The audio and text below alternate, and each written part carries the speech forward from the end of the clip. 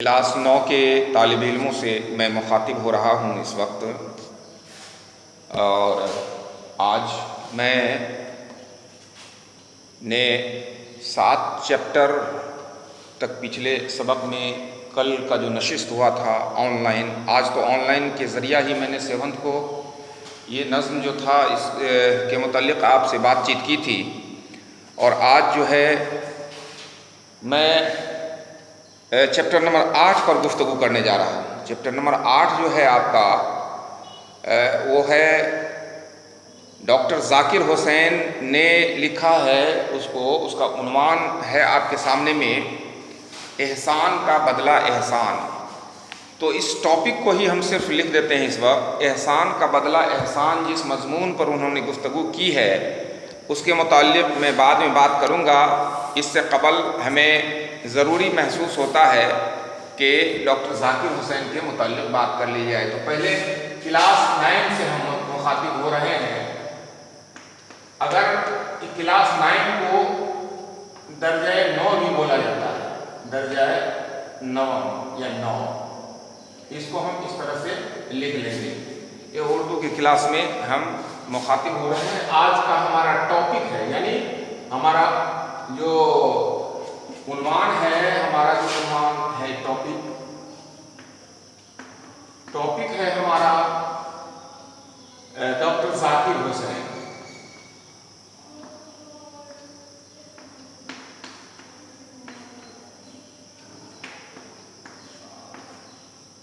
Topic 8واں chapter ہے۔ Topic یہ ہو گیا چیپٹر 8 ہمارا ہو گیا، اور ٹاپک یہ ہمارا ہو گیا۔ چیپٹر کو ہم سبق بھی بولیں گے۔ تو ایک اہم شخصیت کا ذکر ہم کرنے جا رہے ہیں پیارے بچوں، ڈاکٹر ذاکر حسین۔ یہ کوئی معمولی ہستی اور معمولی شخصیت نہیں ہے، یہ کن کن عہدے پر فائز رہے اس کے متعلق بھی ہم لوگ گفتگو کریں گے، اور ان کے مضمون جو ہیں وہ ہمارے نصاب میں شامل ہیں۔ اس کے علاوہ بھی بہت سارے مضامین انہوں نے لکھے ہیں سبق آموز۔ آئیے ڈاکٹر ذاکر حسین کے متعلق ہم لوگ گفتگو کریں۔ تو 1969 عیسوی 1897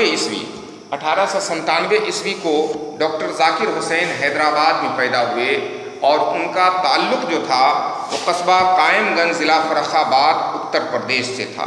کہاں پیدا ہوئے وہ؟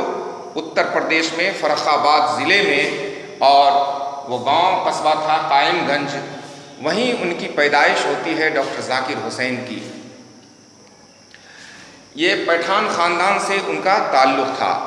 انہوں نے اپنی ابتدائی تعلیم جو حاصل کی تھی وہ اسلامیہ اسکول اٹاوا سے حاصل کی تھی، جو اتر پردیش میں واقع ہے۔ وہ اعلیٰ تعلیم کے لیے علی گڑھ، الہ آباد اور جرمنی تک گئے تھے۔ کہاں گئے؟ علی گڑھ مسلم یونیورسٹی کا نام آپ نے سنا ہوگا، علی گڑھ میں انہوں نے تعلیم حاصل کی، الہ آباد میں انہوں نے تعلیم حاصل کی، اور پھر اعلیٰ تعلیم حاصل کرنے کے بعد مزید تعلیم حاصل کرنے کے لیے وہ جرمن تشریف لے گئے، اور وہیں سے انہوں نے پی ایچ ڈی کی ڈگری حاصل کی۔